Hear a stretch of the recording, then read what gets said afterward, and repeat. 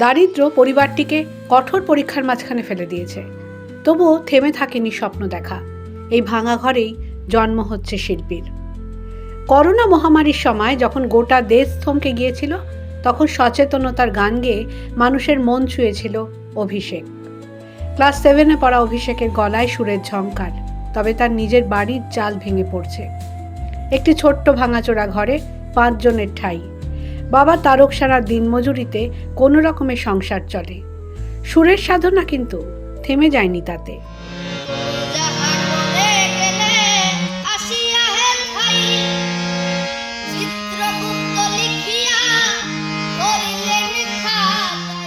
প্রথমে আমার গান করার ইচ্ছা ছিল।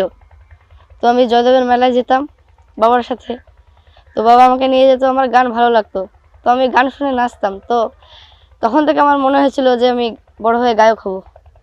তারপর থেকে কি এই চিন্তা ভাবনা? হ্যাঁ, চিন্তা ভাবনা ছিল। আমার বাবা বাংলাদেশের কিছু গান জানতো, তো বাবার কাছ থেকে শিখতাম কিছু গান।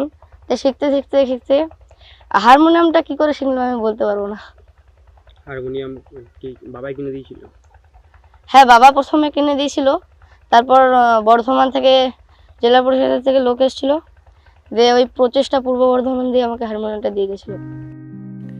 বাবার কাছে গান শেখা শুরু। এখন অবশ্য অভিষেক গান শিখছে মাস্টার মশাইয়ের কাছে।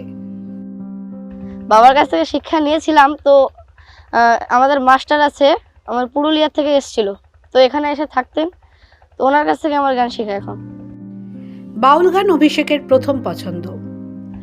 আমি বেশিরভাগ বাউলই করি। বাউল ছাড়া অন্য কোনো গান?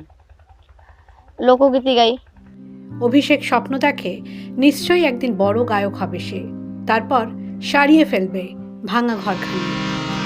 মানব জন্ম সফল হবে গুরুর উপদেশে, মানব জন্ম সফল হবে গুরুর উপদেশে,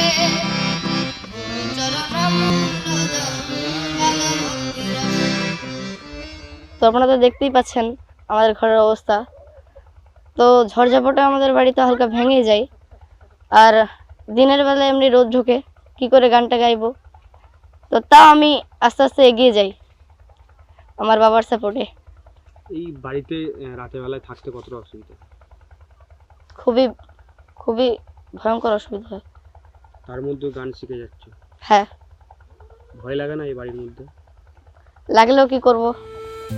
অভিষেকের বাবা তারক সানার এখন একটাই চিন্তা, এমন আর্থিক অনটনে ছেলে পারবে তো গানের চর্চা চালিয়ে যেতে। বাচ্চাটার গানের প্রভাব দেখছি ভালো, সেই থেকে ওকে বাড়িতে আমি প্র্যাকটিস করাতাম। ছোটোবেলায় প্র্যাকটিস করানোর পরের থেকে একটা হারমোনিয়াম নিয়ে প্র্যাকটিস করাই, সেই থেকে আস্তে আস্তে ও নিজের থেকেই একটা গান শুরু করে, তার থেকে ও যে কোনো গান করতে পারত। তারপরে আমার বাড়িতে একটা মাস্টার এসেছিল কয়েক মাস পরে, সে এসে কিছুদিন প্র্যাকটিস করাতো। এখনও সেই মাস্টারটাই নিজের থেকে করায়, আমি পয়সা করি দিতে পারি না। আমার অবস্থা তো দেখতে পাচ্ছেন কি বাড়ি ঘরের, যার কারণে দুটো ছেলেকে মানুষ করতে গিয়ে খুব টাফে পড়ে যায়, কাজকর্ম ভালো করতে পারি না।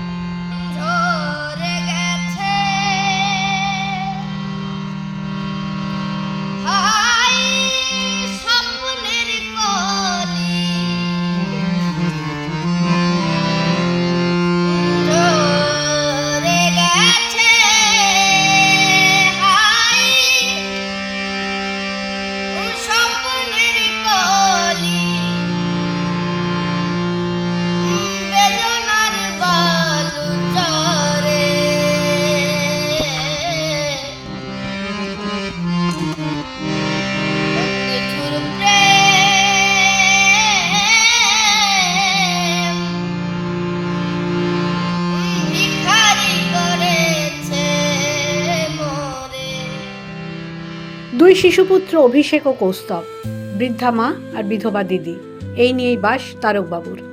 ছোটবেলাতেই দুই সন্তানকে ছেড়ে অন্যত্র চলে যান তাঁর স্ত্রী। সব প্রতিকূলতার মধ্যেই ছেলেকে আগলে রেখেছেন, যদি স্বপ্ন ছুঁতে পারে তার সন্তান। যদি ভালো লাগে এই সুর এই গান, গানের শেষে যেন